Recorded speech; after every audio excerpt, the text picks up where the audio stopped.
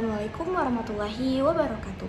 Perkenalkan, nama saya Niaza Saskia Putri dari Program Studi Hukum Ekonomi Syariah semester 2. Pada kesempatan kali ini saya akan membahas sebuah kasus yang sedang menjadi perhatian masyarakat Indonesia, yaitu dugaan intimidasi terhadap Dr. Icha di Nusa Tenggara Timur, analisis penegakan hukum dan perlindungan HAM. Saya memilih kasus ini karena tidak hanya menyangkut pelayanan kesehatan, tetapi juga menimbulkan pertanyaan mengenai perlindungan tenaga medis, penegakan hukum, serta bagaimana negara menjamin hak setiap warga negara untuk bekerja secara profesional tanpa adanya tekanan ataupun intimidasi.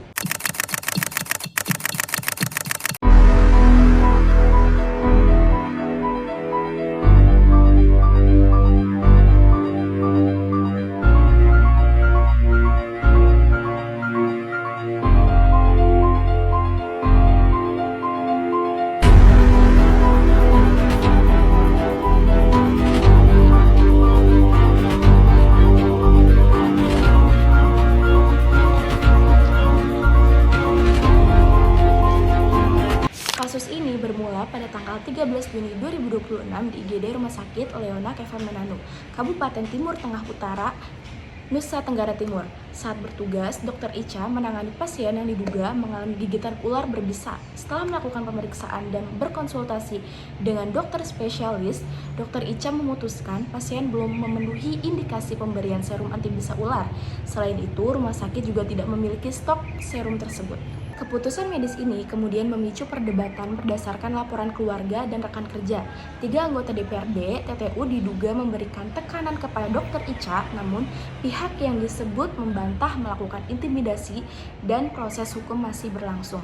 Kasus ini menjadi perhatian publik setelah Dr. Icha ditemukan meninggal dunia pada tanggal 26 Juni 2026. Keluarga kemudian melaporkan dugaan intimidasi kepada kepolisian. Polda NTT menangani penyelidikan, sementara Ikatan Dokter Indonesia menyatakan bahwa tindakan medis yang dilakukan Dr. Icha telah sesuai dengan standar operasional prosedur. Nah, menurut pasal 1 ayat 3 Undang-Undang Dasar 1945, Indonesia adalah negara hukum, sehingga semua warga negara memiliki kedudukan yang sama di hadapan hukum. Apabila dugaan intimidasi terbukti, tindakan tersebut dapat dianggap sebagai bentuk tekanan terhadap tenaga kesehatan yang sedang menjalankan tugas profesionalnya.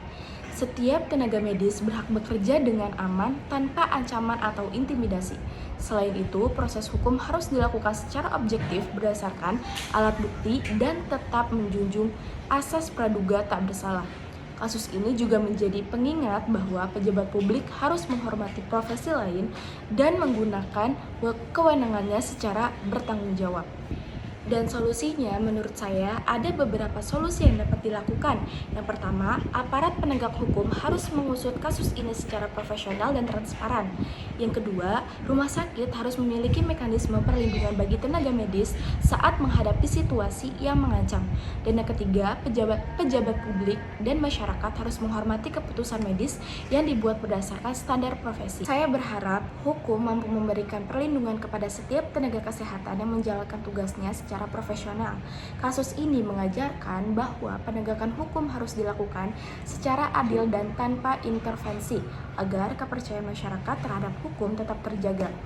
Demikian pemaparan dari saya mengenai dugaan intimidasi terhadap Dr. Icha di Nusa Tenggara Timur, analisis penegakan hukum dan perlindungan HAM. Semoga kasus ini menjadi pembelajaran bagi kita semua untuk lebih menghargai tenaga kesehatan serta mendukung penegak hukum yang adil dan menghormati hak asasi manusia. Terima kasih. Wassalamualaikum warahmatullahi wabarakatuh.